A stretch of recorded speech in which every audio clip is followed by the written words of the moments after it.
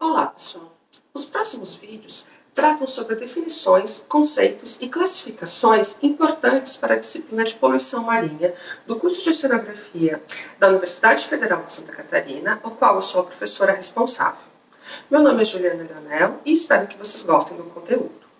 Antes de qualquer discussão sobre tipos de poluentes, formas de dispersão, fontes e impactos, precisamos discutir algumas definições e alguns conceitos com relação à poluição e à contaminação marinha. E começaremos com a definição de poluição e contaminação. Essas duas palavras são sinônimos? Elas podem ser usadas de forma equivalente? Para responder essas perguntas, vamos começar vendo algumas definições de poluição e de contaminação. Começaremos com a definição de poluição marinha dada pelo Group of Experts on Scientific Aspects of Marine Protection. Mas antes de seguirmos para a definição, vamos ver sobre o que se trata esse grupo. Esse grupo de experts foi reunido pela primeira vez em 1969 pelas Nações Unidas com o objetivo de aconselhar e orientar sobre os aspectos científicos da poluição marinha e proteção dos ambientes costeiros. Esse grupo existe até hoje, tendo membros de diversas partes do mundo, e ele é renovado de tempos em tempos.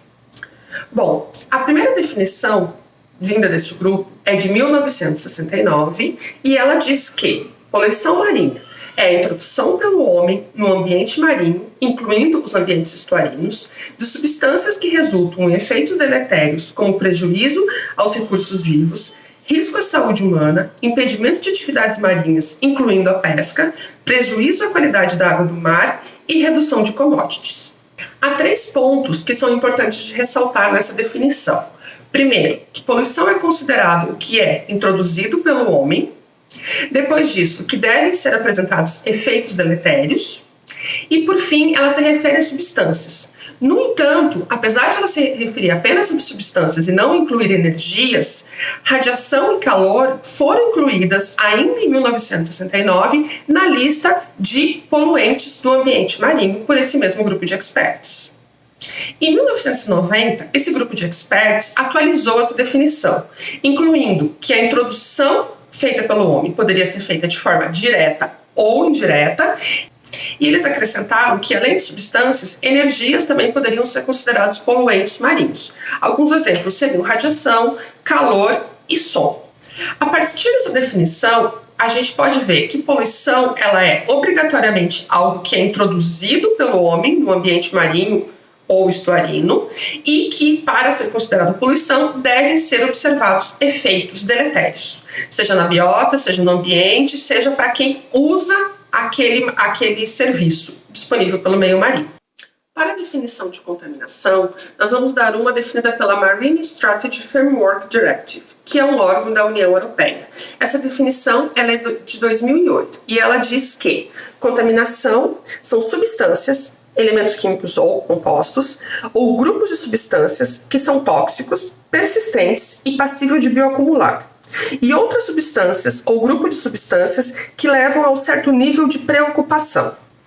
Ou seja, nessa definição podem estar incluídas substâncias de origem natural, não necessariamente deve-se observar um efeito deletério, um efeito adverso da presença dessas substâncias no ambiente, e luz, som e calor, que são considerados energias, não estariam incluídas nessa definição. Em função de definições distintas como essas que eu apresentei para vocês, poluição e contaminação não são consideradas a mesma coisa. Contaminação seria quando nós temos uma substância em concentrações acima daquelas consideradas normais em um determinado ambiente. É claro que o normal vai depender da substância e do ambiente que nós estamos falando. A contaminação, ela não considera, para um ambiente ser considerado contaminado, ou para um composto, um elemento ser considerado um contaminante, não precisa haver efeito deletérios, efeitos adversos, efeitos tóxicos ao encontrar aquela substância no ambiente. Enquanto que para a gente dizer que um ambiente está poluído ou dizer que uma substância é um poluente, ele precisa estar em concentrações onde é possível observar efeitos deletérios. Esses efeitos deletérios eles podem ser a biota, eles podem, incluindo o homem no caso, eles podem ser efeitos deletérios à economia, ou eles podem ter um efeito social, né, quando eles causam algum problema à comunidade pesqueira daquela região, por exemplo. Dessa forma, se eu não tenho efeito, eu tenho apenas contaminação. Eu não posso falar em poluição. Bom, isso é o que a literatura, de forma geral, traz para a gente. Agora, na prática, é possível diferenciar poluição de contaminação? Bom, algumas literaturas têm questionado essa separação de poluição e contaminação e têm abordado principalmente 3 aspectos para fazer esse questionamento. O primeiro aspecto que é considerado é que o dano está ligado à dose e não somente às propriedades da substância. O segundo aspecto é que não existe uma concordância sobre o que constitui dano ou o que constitui impacto.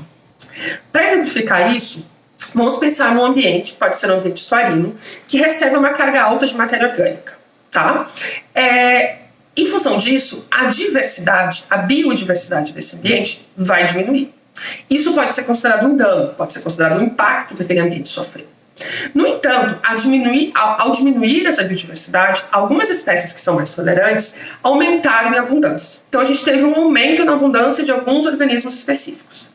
E se esses organismos que tiveram um aumento na abundância foram organismos de interesse comercial?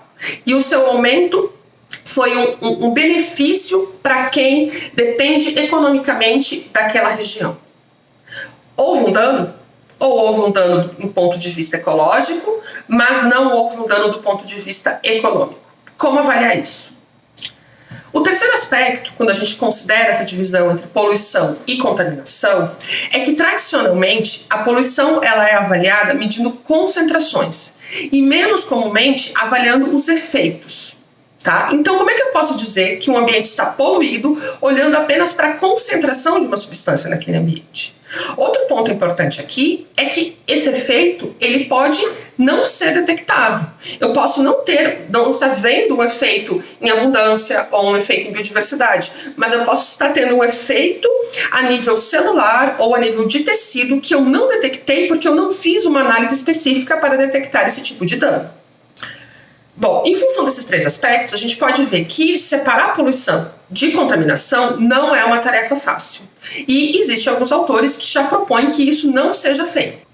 Dessa forma, na disciplina de poluição marinha, nós não usaremos essa distinção. Nós usaremos os termos poluição e contaminação como termos equivalentes. Mas estejam atentos porque na maior parte da literatura eles serão tratados como coisas distintas.